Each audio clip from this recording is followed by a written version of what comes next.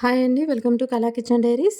ఈరోజు మన కిచెన్‌లో నాకు పర్సనల్‌గా ఎంతో ఇష్టమైన మరియు చాలా పోషక విలువలున్న అనపగింజల కర్రీని తక్కువ మసాలాలతో ఎక్కువ టేస్టీగా ఎలా ప్రిపేర్ చేసుకోవచ్చో ఈ వీడియోలో నేను చెప్తాను. అనపకాయలైతే తీసుకున్నాను నేనిక్కడ. అనపకాయలు తీసుకొని గింజలన్నీ ఒలిచేసుకొని ఇలా రెడీ చేసుకొని నేనిక్కడ ఒక పావు కేజీ వరకు అనపగింజలు తీసుకొని ఇలా వాటర్‌లో శుభ్రంగా కడిగి తీసుకున్నాను. ఇవి ఒక రోజులోనే ఇలా మొలకలు కూడా వచ్చేసినాయి చూడండి.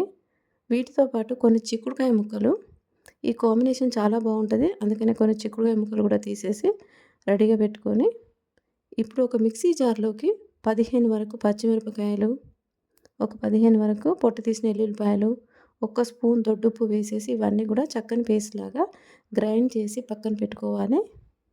మన పేస్ట్ రెడీ అయిపోయింది కదా. ఇక మనం ప్రాసెస్లోకి వెళ్ళిపోదాం. స్టవ్ వెలిగించి ఒక గిన్నె పెట్టేసి ఒక 3 స్పూన్ల వరకు ఆయిల్ వేసేసి, ఇవి బ్లాక్ కలర్లో ఉన్నవి ఆవాలు కాదు ఆయింత గింజలు. ఇవి మన కర్రీకి చాలా మంచి టేస్ట్ని ఇస్తాయి. ఇవి కొంచెం చిటపటలాడిన తర్వాత సన్నగా కట్ చేసి పెట్టుకున్న ఉల్లిపాయ ఆకు వేసేసి ఇలా ఒక 2 నిమిషాల పాటు ఆయిల్లో ఫ్రై చేసుకోవాలి. ఇప్పుడు మనం గ్రైండ్ చేసి పెట్టుకున్న పచ్చిమిర్చి, ఎల్లుల్లిపాయల పేస్ట్ ఉంది కదా, ఇదంతా కూడా ఈ తాలింపులోకి వేసేసి ఒక 2-3 నిమిషాల పాటు ఇలా కలుపుతూ ఫ్రై చేసుకోవాలి. ఇలా ఫ్రై చేస్తున్నప్పుడు చాలా మంచి స్మెల్ అయితే వస్తుంది. పచ్చిమిర్చి, ఎల్లుల్లిపాయలు ఉన్నాయి కదా.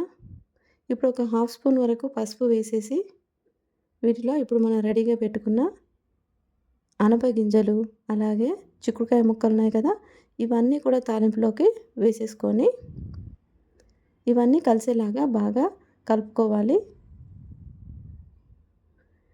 చిక్కుడుకాయల్లోనూ అనపగింజల్లోనూ పోషక విలువలు ఎక్కువ ఉంటాయి కాబట్టి ఈ సీజన్లో దొరికినప్పుడు మనం అప్పుడప్పుడు వంటల్లో వాడుకుంటూ ఉండాలి. ఇలా చేసి పెడితే పిల్లలు కూడా చాలా ఇష్టంగా తింటారు. ఇక్కడ నేను ఒక పెద్ద కట్ట మెంతి కట్ట తీసుకున్నాను. మెంతి కూర ఇదంతా కూడా సన్నగా కట్ చేసి శుభ్రంగా కడిగి ఇందులోకి తీసుకున్నాను. ఈ మెంతి కూర కూడా మన కర్రీకి చాలా మంచి టేస్ట్ని ఇస్తుంది. అలాగే ఒక 4 మీడియం సైజ్ టొమాటోలు కూడా ముక్కలుగా కట్ చేసేసి ఈ కర్రీలో వేసేసుకోవాలి. ఈ మెంతి కూరలో ఉన్న వాటర్ అండ్ టొమాటోలో ఉన్న నీరంతా కూడా మన కర్రీ ఉడకడానికి సరిపోతుంది యాక్చువల్లీ. లేదు ఇంకా సాఫ్ట్గా కావాలనుకుంటే మనం ఒక హాఫ్ గ్లాస్ వరకు వాటర్ కూడా యాడ్ చేసేసి ఉడికించుకోవచ్చు. నేను ఇక్కడ వాటర్ ఏమీ యాడ్ చేయలేదు. ఈ కర్రీ రైస్లోకే కాదు, రోటీ, చపాతీ, పుల్కాలోకి ఇవన్నీ కాదు, ఊరికే ప్లేట్లో వేసుకొని స్పూన్ వేసుకొని తిన్నామంటే కూడా టేస్ట్ చాలా బాగుంటుంది. ఇక కర్రీ అంతా ఉడికిన తర్వాత కొంచెం కొత్తిమీర వేసేసి మన టేస్ట్ సరిపడా సాల్ట్ వేసేసుకుంటే కర్రీ అయితే రెడీ అయిపోతుంది. Thanks for watching.